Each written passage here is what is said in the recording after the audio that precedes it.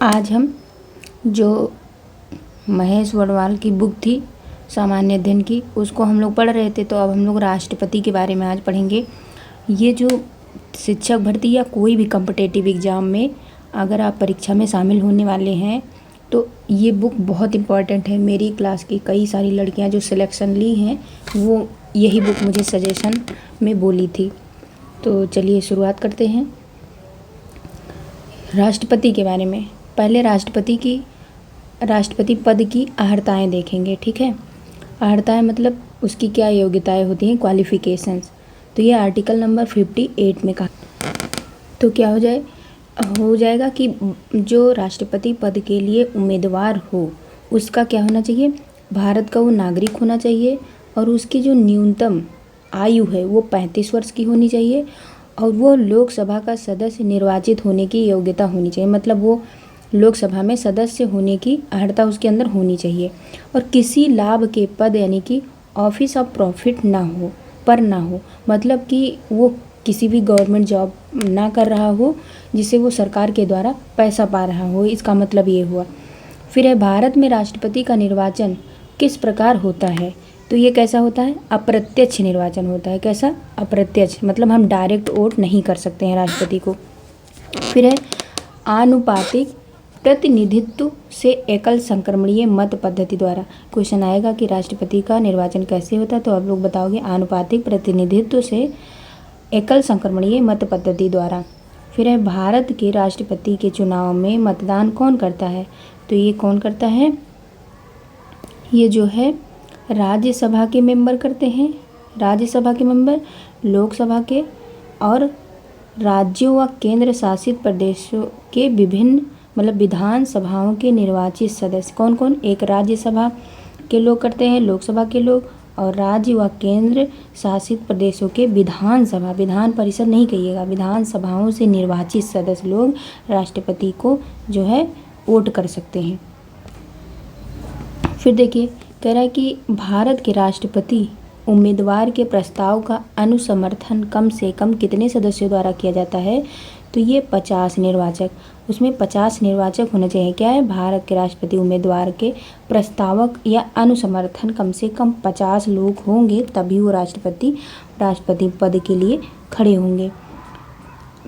आगे देखते हैं, भारत में राष्ट्रपति का चुनाव एकल हस्तांतरणीय मत प्रणाली मतलब सिंगल ट्रांसफरेबल वोट सिस्टम द्वारा किया जाता है और राष्ट्रपति के निर्वाचन में किसी राज्य का मुख्यमंत्री किस स्थिति में मतदान करने के लिए पात्र नहीं होता।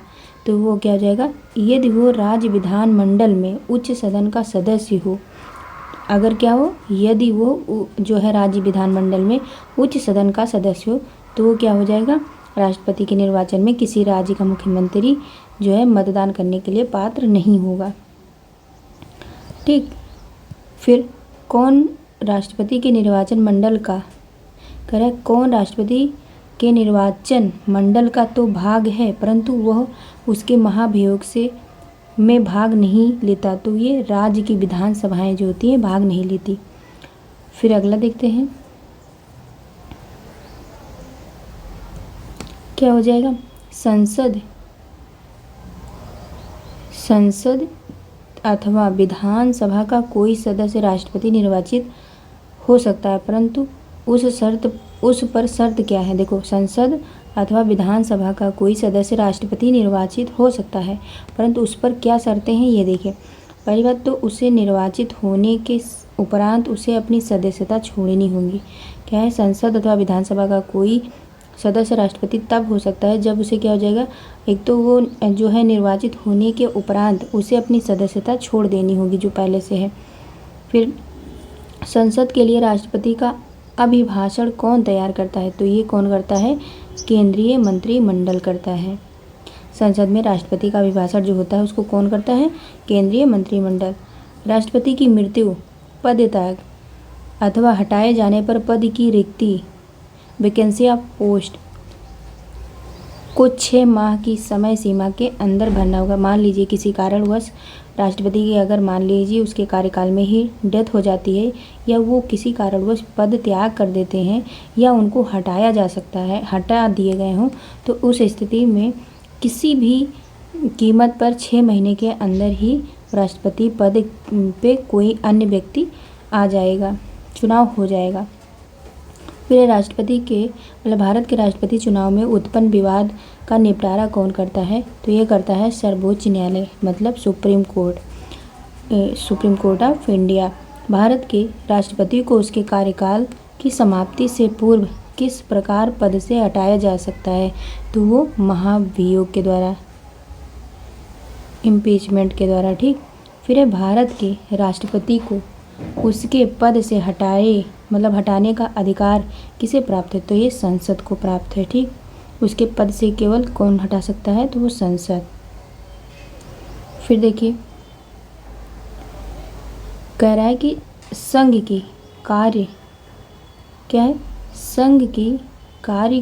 कार्यपालिकीय शक्तियाँ किस अनुच्छेद के अंतर्गत राष्ट्रपति में निहित हैं? तो ये अनुच्छेद 53 के अंतर्गत, मतलब आर्टिकल 53। फिर कह रहा है आर्टिकल 61 के अंतर्गत राष्ट्रपति पर महाभियोग संसद के किस सदन द्वारा प्रारंभ किया जाता है? तो ये संसद के किसी भी सदन में, चाहे लोकसभा चाहे राज्यसभा। संसद के जो है 2 सदन होते हैं, लोकसभा एक राज्यसभा। तो ये दोनों में किसी एक में भी राष्ट्रपति अगर अयोग्यता, मतलब उसकी जो योग्यताएं हैं उस पर खरा नहीं उतरता है, तो उस पर हम लोग महाभियोग, मतलब हम लोग नहीं, मतलब संसद की कोई भी सदन उस पर राष्ट्रपति पे महाभियोग लगा सकता है। फिर कह रहा है भारतीय संविधान का कौन सा अनुच्छेद राष्ट्रपति पद के लिए पुनः निर्वाचन की पात्रता निर्धारित करता है? तो ये आर्टिकल 57, याद रखिए। क्या पुनः निर्वाचन की पात्रता कौन से आर्टिकल? आर्टिकल 57।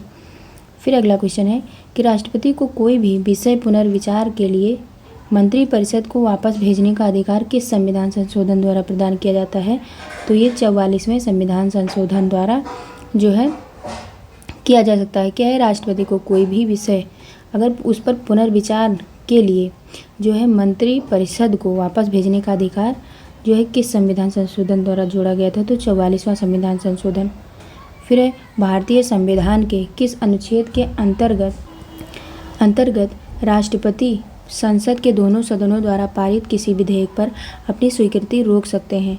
तो किस में हो जाएगा? अनुच्छेद 111। क्या भारतीय संविधान के किस अनुच्छेद के अंतर्गत राष्ट्रपति संसद के दोनों सदनों द्वारा पारित किसी विषय जो विधेयक है उस पर अपनी स्वीकृति रोक सकते हैं? मतलब जो राष्ट्रपति बैठे हैं, मान लो दोनों सदन का काम चल रहा है और उसमें कोई विधेयक आया जो राष्ट्रपति को नहीं पसंद आया या जो है जनता के खिलाफ है या कुछ भी है, तो उसको रोकने का अधिकार या स्वीकृति देने का अधिकार जो है राष्ट्रपति को ही होता है।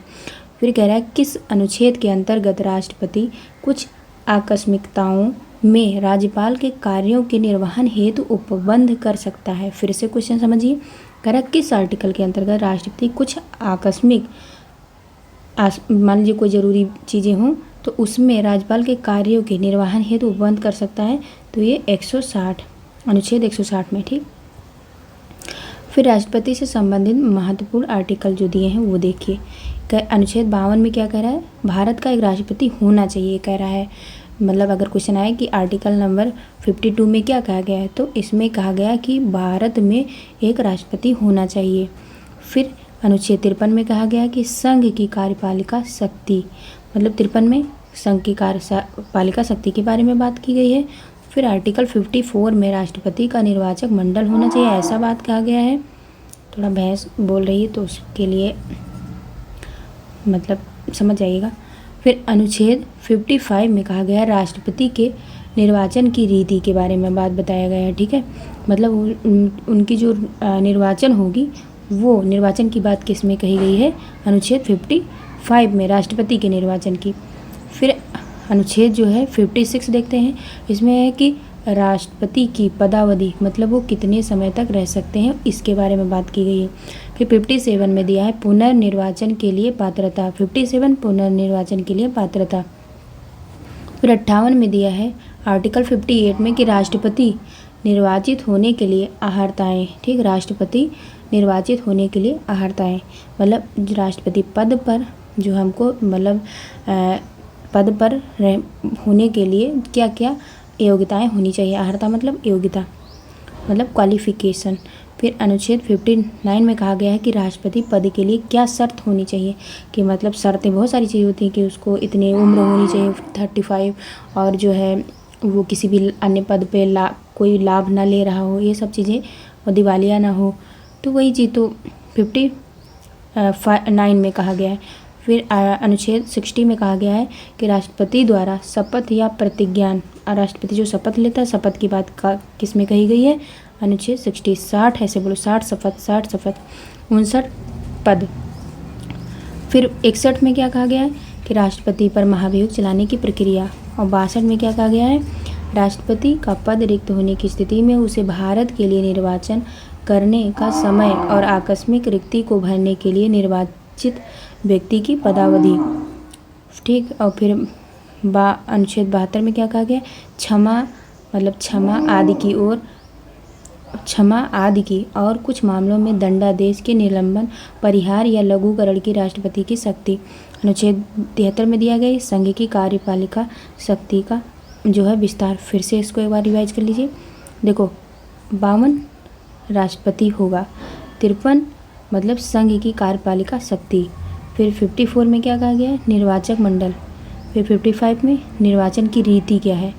फिर 56 में पदावधि। फिर 7 में पात्रता जो है। 58 में अर्हताएँ। 59 में क्या कहा है, पद की जो शर्तें हैं। 60 में क्या कहा है, शपथ, 60 शपथ याद कर लीजिए। 61 में महाभियोग।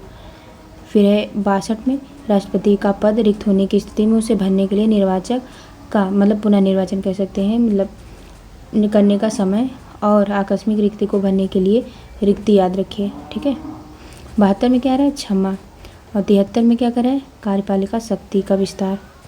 फिर कह रहा है कि राष्ट्रपति को मृत्यु दंड के मामले में क्षमा दान करने की शक्ति प्राप्त है, किंतु राज्यपाल के पास ये शक्ति नहीं है। मतलब राष्ट्रपति चाहे तो अगर किसी को मृत्यु की सज़ा जो है हमारी सुप्रीम कोर्ट या कोई मतलब सुनाया गया है, तो उसका सज़ा वो अगर चाहे कि अगर ये जो व्यक्ति है ईमानदार है तो उसके लिए क्षमा याचना है, मतलब राष्ट्रपति उसकी फांसी या मृत्यु को रुकवा सकता है, लेकिन राज्यपाल के पास ऐसा कोई शक्ति या पावर नहीं है। फिर अगला क्वेश्चन, मतलब अगला कह रहा सर्वोच्च न्यायालय के न्यायाधीश को उसके पद से हटाने का अधिकार किसे प्राप्त है। तो सर्वोच्च न्यायालय के न्यायाधीश को उसके पद से हटाने का जो अधिकार है वो राष्ट्रपति के पास है। फिर भारतीय संविधान का अनुच्छेद 143 राष्ट्रपति को उच्चतम न्यायालय से परामर्श मतलब कंसल्ट करने की शक्ति प्रदान करता है। मतलब अगर यह आर्टिकल 143 में ये कहा गया है कि अगर राष्ट्रपति को कोई सलाह लेने की ज़रूरत पड़ जाए तो किससे ले सकता है, तो वो जो है चीफ जस्टिस ऑफ इंडिया मतलब सुप्रीम कोर्ट के जो महान न्यायवादी मतलब जो न्यायाधीश हैं, मुख्य न्यायाधीश, उनसे ले सकते हैं।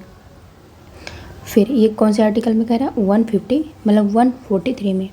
फिर राष्ट्रपति लोकसभा को कब भंग कर सकते हैं, तो ये केंद्रीय मंत्रिमंडल की अनुशंसा पर। ठीक, केंद्रीय मंत्रिमंडल की अनुशंसा पर।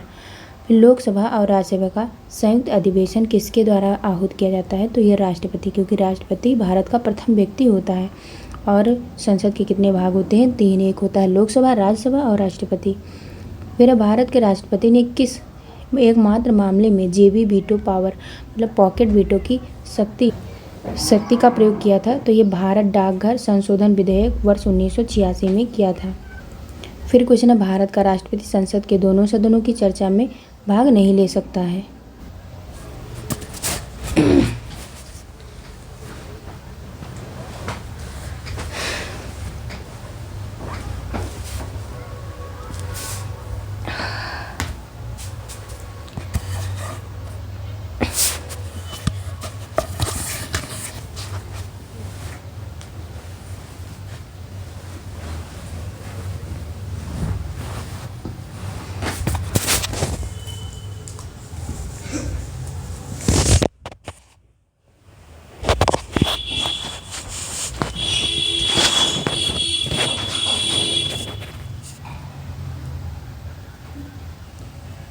थोड़ी देर के लिए चले गए थे, क्षमा चाहिएगा।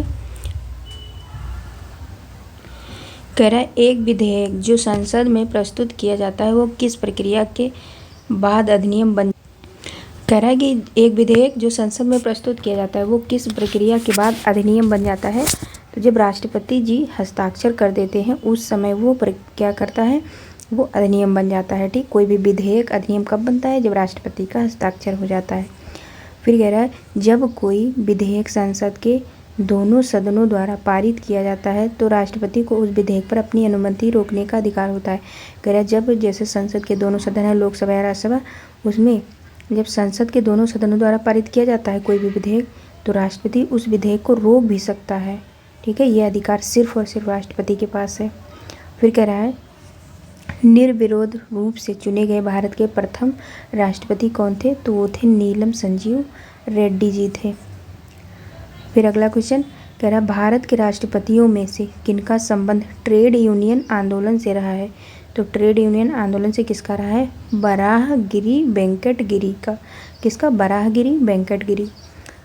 भारतीय संविधान भारत के राष्ट्रपति को राज्यों के मुख्यमंत्री की नियुक्ति का अधिकार नहीं देता। क्या कह रहा है, जो भारतीय संविधान हमारा कॉन्स्टिट्यूशन है, जो इंडियन कॉन्स्टिट्यूशन, वो जो भारत के राष्ट्रपति हैं उनको राज्यों के मुख्यमंत्री की नियुक्ति का अधिकार नहीं देता। मतलब राज्य के जो मुख्यमंत्री हैं उनको ये नियुक्त नहीं कर सकते क्योंकि मुख्यमंत्री का चुनाव होता है, जनता उनको चुनती है।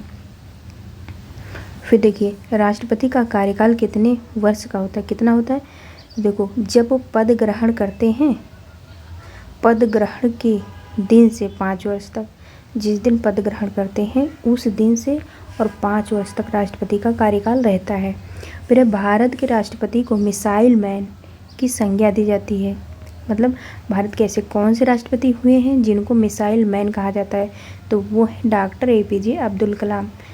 फिर देखो भारत के मुख्य न्यायाधीश में से किसने राष्ट्रपति के पद के रूप में कार्य किया था, तो ये जस्टिस M हिदायतुल्ला हैं, वो जो है भारत के जो न्यायाधीश हैं वो भी रह चुके थे। ठीक है, फिर है धन विधेयक मतलब मनी बिल। मनी बिल को पुनर्विचार हेतु लौटाने का संवैधानिक विशेष अधिकार जो है राष्ट्रपति के पास नहीं है। ये मोस्ट इम्पॉर्टेंट क्वेश्चन है। ठीक, क्या है धन विधेयक, अगर धन विधेयक से कोई चीज़ अगर पुनर्विचार हेतु लौटाने का जो अधिकार है वो राष्ट्रपति को नहीं है। फिर है द्रौपदी मुर्मू का भारतीय गणतंत्र के राष्ट्रपति के रूप में कौन सा क्रम है, तो ये 15वां। मतलब देखो द्रौपदी मुर्मू ये 15वें नंबर पर राष्ट्रपति बनी है भारत की। फिर है वित्त आयोग की नियुक्ति कौन करता है, तो ये राष्ट्रपति। फिर अगला है राष्ट्रपति के रूप में डॉक्टर राजेंद्र प्रसाद ने सबसे लंबी अवधि मतलब 1950 से लेकर 1962 तक, 50 10 60 62 यानी 12 साल तक उन्होंने जो है राष्ट्रपति पद पे रहे थे तक। एवं डॉक्टर जाकिर हुसैन कार्यकारी राष्ट्रपति मतलब छोड़कर सबसे कम अवधि 1 वर्ष 11 दिन। मतलब सबसे कम कौन, डॉक्टर जाकिर हुसैन, और सबसे ज़्यादा कौन, राजेंद्र प्रसाद 12 साल तक, और ये जो है 1 साल 11 दिन। फिर है कह रहा है राष्ट्रपति द्वारा क्षमादान की स्थिति देख लीजिए।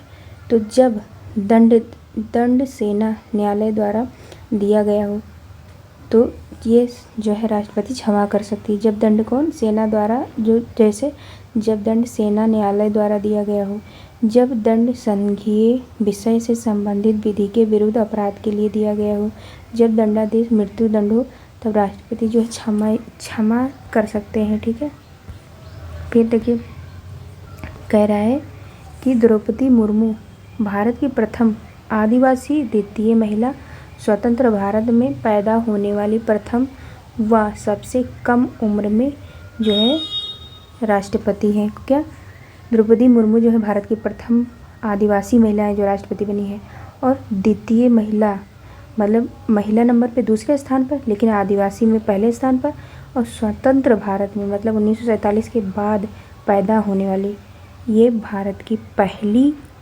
महिला है, और सबसे कम उम्र में, मतलब इनसे पहले जो महिला हुई हैं वो इनसे बड़ी रही होंगी, तो यही इसलिए पहले स्थान पे राष्ट्रपति बनी है। ठीक, फिर अब राष्ट्रपति की काम ख़त्म, अब हम आ गए उपराष्ट्रपति पे। ठीक।